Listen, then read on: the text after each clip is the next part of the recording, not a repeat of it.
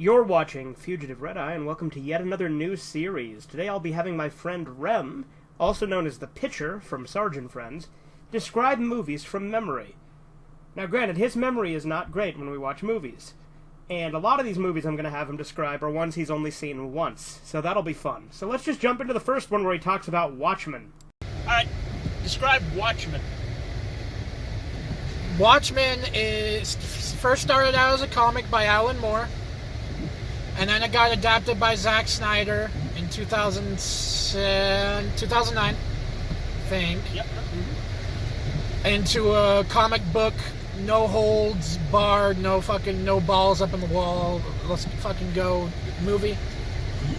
That was a lot of words. You good? Yeah, I'm good. Okay. I almost spilled my chili. That would have been awful. And the Watchmen are basically these guys who go and fuck shit up. The antagonist is this scientist dude named Ozymandias, and he's of the opinion that we could fuck millions of people over to fucking save billions, and I don't know if I agree with that. That's kind of fucked up.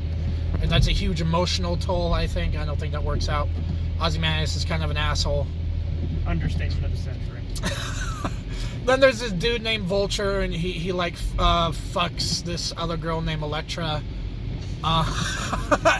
Then there's a comedian, and he thinks all the world's a joke, and he just doesn't take anything seriously. And he also has a really fucked up life, and I think he had a daughter and a wife.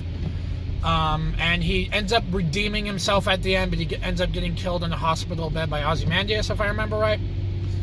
And then there is... Do you want me to correct any of this there? Not yet. Then there's this dude named Rorschach, and he's like, never compromise in the face of Armageddon, motherfucker. And he's based off of The Question. And he's got a mask, and he fucks shit up. And he fucking killed this one guy, and he said, hey, you're a dog, motherfucker. I'm gonna kill you now. And he's pretty hardcore. He's a cool guy. And then there's this blue asshole named Dr. Manhattan who's like really strong and could fucking save everything, but he's kind of an asshole, and he fucks off to Mars or something. And then he comes back and he realized he's like, I was wrong, because he likes this chick. And yeah. Alright. Well, so the comedian, I think, has a redemption arc, but I think it's a failed redemption arc because he dies before he gets to redeem.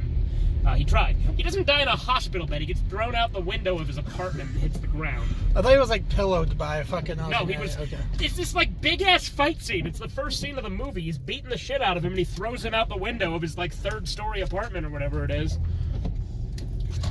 Or maybe it's like 10 stories. I don't know. It's really high up is the point I'm making. Yeah. And most of the story you got right. Night Owl is not called Vulture. Is that what you were saying? Do you want me to correct you? Yeah, it was the hospital bed thing that made me say, do you want me to correct you? But let's see. Silk Spectre is not called Elektra. Yeah, Elektra's Marvel. Also, the comedian does not have a wife.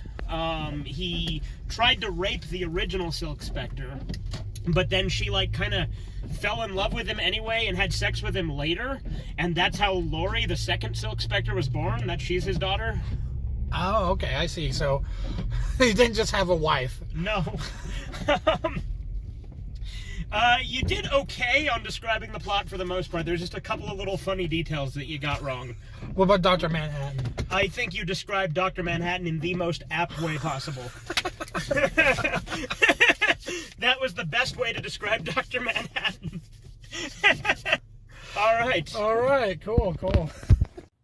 You take forever to say nothing. Subscribe to Fugitive Red Eye.